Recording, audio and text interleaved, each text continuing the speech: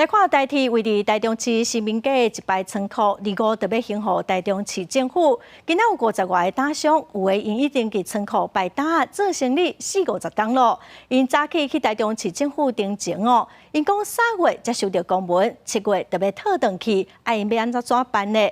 因问讲市政府会当互因一条活路，也毋过市政府是表示讲仓库会收回来，反过来做活化。 50外拖商来到台中市府广场，还佫就地摆搭，讲到移动的所在，还佫一体归落来，要求市府出面来斗3工，因为拖商真烦恼到这个月底，可能就无再了继续摆搭做生理。 就市府就强行要收回，也没有要做任何的规划。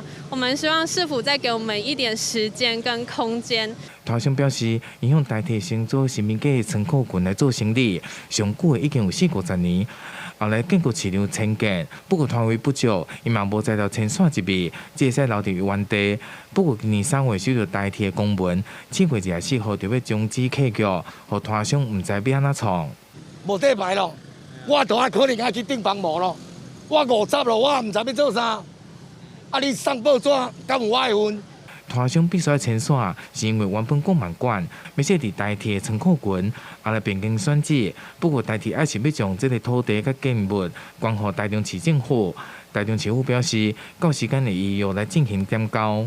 因为毕竟是违规在道路上面营业哈，市府即使没有义务，可是我们基于市府可能有摊商这样的一些生计的考量，其实我们这个期间也一直在帮他们找一些适合的土地哈。市府表示，新民街的仓库群属文化资产，后续将会交予文资处进行修复甲活化利用，后续将会协助摊商合法的承租市府用地，而且是公有市场的空档。不过1日过户了后，违法来摆搭，就依照规定来开发。